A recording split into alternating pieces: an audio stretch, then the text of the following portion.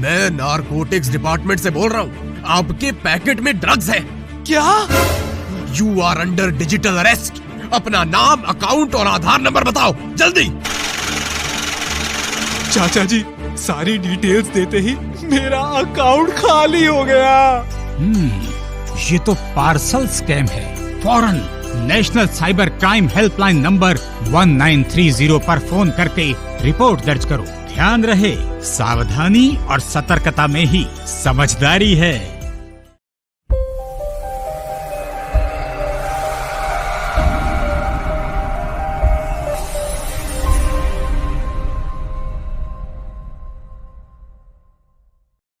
Indore crime branch को मिली बड़ी सफलता। शहर के राजेंद्र नगर थाना इलाके के प्रभु नगर से जब्त किए 294 मोबाइल। चोरी के मोबाइल का माफिया जितेंद्र वासवानी उर्फ जानी ने अपने कर्मचारी के घर छुपाए थे। मोबाइल के साथ पुलिस ने एक आरोपी संदीप कश्यप के घर से किए गए मोबाइल जब्त। नेपाल और अन्य देशों में बेचे जाते थे चोरी के यह मोबाइल। पूर्व में जितेंद्र उर्फ जानी से रावजी बाजार पुलिस ने जब्त किए थे 700 से अधिक मोबाइल। पुलिस मोबाइल के IMEI से मोबाइल नंबर से फरियादियों की कर रही है तलाश। ये क्राइम ब्रांच में हमारे क्राइम की टीम को मुखबिर ने सूचना दी थी कि कुछ लोग चोरी का मोबाइल बेच रहे हैं। उस सूचना के आधार पर जब दबिश दी गई तो लगभग 294 मोबाइल उसके कब्जे से बरामद किया है और अब इसका परीक्षण किया जा रहा है कि ये 294 मोबाइल वो कहाँ से चोरी किए थे।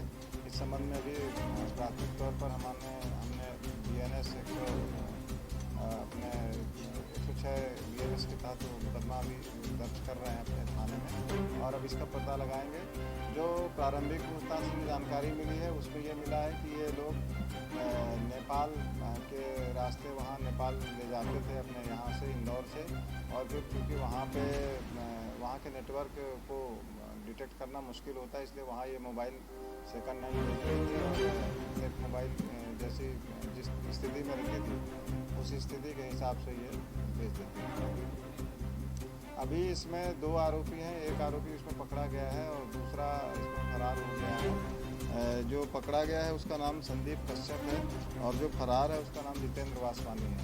तो ये जो फरार आरोपी है उसको पकड़ने के लिए भी हमारी टीम लगी हुई है और हमें उम्मीद है कि हम और भी मोबाइल उससे रिकवर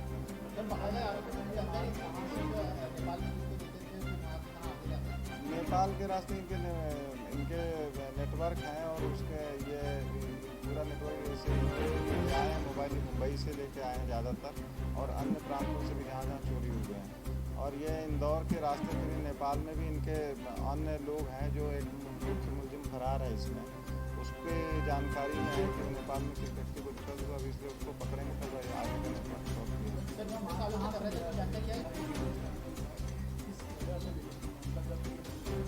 ये अभी हमको संदीप कश्यप के घर से मिला है ये मोबाइल और जब मुखबिर ने बताया था तो हमने जब रेड किया था तो इसके बैग में और अटैची में सब जगह जब इनकी तलाशी ली गई तभी मोबाइल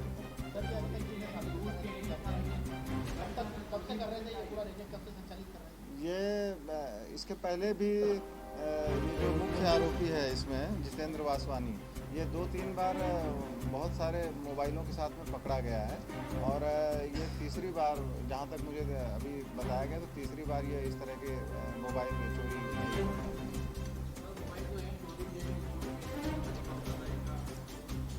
ये पता कर रहे हैं बेसिकली। ये इसमें जो एक आरोपी पकड़ा गया है जितेंद्र जिसके यहाँ का ये नौकर काम करता है।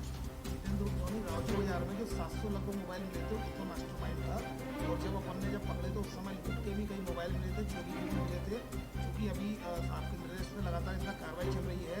मोबाइल की IMEI सर्च किया जाकर ये पता करेंगे ताकि चोरी के फरियादियों को बुलाया जाएगा जिससे ये भी स्पष्ट होगा कि कितने लूट के और कितने चोरी किए हैं। उस आधार पर FIR क्राइम ब्रांच में कराई जाएगी और जॉनी की भी तलाश कर रहे हैं। इसने एक्सेप्ट कर लिया है कि एक बार ये 60 मोबाइल नेपाल में डिलीवर करके आया है।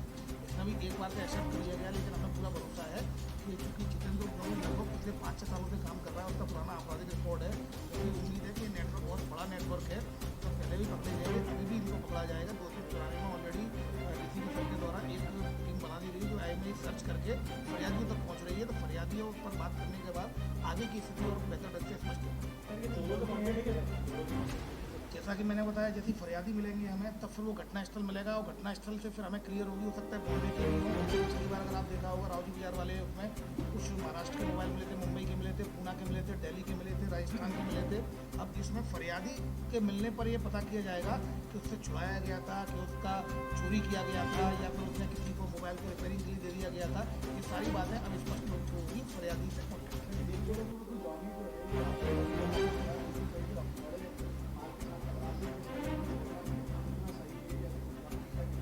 क्राइम ब्रांच चूँकि ऑर्गेनाइज क्राइम पर काम करती है, तो हम चूँकि इसमें अभी अगर हम जितेंद्र के लिए लगातार टीम तो लगी हुई है, और इसमें जब फरियादी मिलेंगे तो फरियादी के आधार पर FIR होंगी, तो उससे धोनी के खिलाफ और FIR की जाकर उसको फिर जेल भेजने की प्रक्रिया अपनाई जाएगी। तो डिपेंड करेगा कि किस तरह के मोबाइल अगर लूट में यूज हुए हैं, चोरी में यूज हुए हैं, कितनी FIR होती हैं, उसका आपराधिक रिपोर्ट लगाकर उसको धोनी के खिलाफ बड़ी कार्रवाई की जाएगी।